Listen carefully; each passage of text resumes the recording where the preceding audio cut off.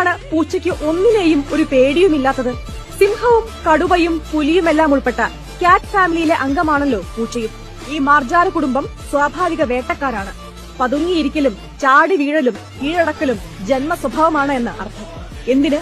ആ വലിയ മൃഗങ്ങൾ കാട്ടിൽ ചെയ്യുന്നത് പോലെ തന്റെ ടെറിറ്ററി മാർക്കിംഗ് പോലും പൂച്ചയും ചെയ്യാറുണ്ട്.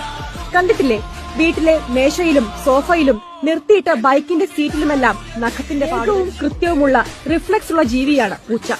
എതിരാളി ചിന്തിച്ചു തുടങ്ങും മുമ്പ് താർ പ്രവർത്തിച്ചു തുടങ്ങുമെന്ന് ചുരുക്കം. അതുകൊണ്ടാണ് അണലിക്കും മൂർഖനും മുന്നിൽ വരെ നെഞ്ചു വിരിച്ചു നിൽക്കാൻ പറ്റുന്നത്. പഠനങ്ങൾ പറയുന്നത് പൂച്ച മനുഷ്യനെ കാണുന്നത് അതിന്റെ ഫാമിലിയിൽപ്പെട്ട ആളായിട്ടാണത്രേ. അതുകൊണ്ടാണ് അത് വേട്ടയാടി പിടിച്ച് എലിയെയും പക്ഷികളെയും പാമ്പിനെയും ഒക്കെ നമുക്ക് കൊണ്ടുതരുന്നത്.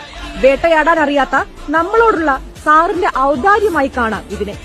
അതിരാവിലെ വന്ന് കാലിൽ മുട്ടിയൊരുമി വിളിക്കുന്നത് പോലും വരൂ വേട്ടയാടാൻ പോകാമെന്ന് പറയുകയാണത്രേ. ഇത്രയൊക്കെ ചെയ്തിട്ടും സ്നേഹമില്ലാത്ത ജീവി എന്ന ആക്ഷേപം മാത്രമാണ് സാറിന്റെ ജീവിതത്തിൽ ബാക്കി. പൂച്ച സാറിന്റെ ഈ ധൈര്യത്തെ ട്രോളുന്നവരുമുണ്ട് കേട്ടോ. പേടിക്കാൻ മിനിമം ബുദ്ധി വേണമെന്നും അതുപോലും ഇല്ലാത്തതുകൊണ്ടാണ് ഈ ധൈര്യമെന്നുമാണ് ശത്രുക്കളുടെ ആരോപണം. അതൊക്കെ എന്തോ ആയിക്കൊള്ളട്ടെ, ഒരു കുഞ്ഞു മ്യാവു വിളിയും സ്നേഹത്തോടെയുള്ള തൊട്ടുരുമ്മലും തരുന്ന സന്തോഷം എത്ര വലുതാണ് അല്ലേ?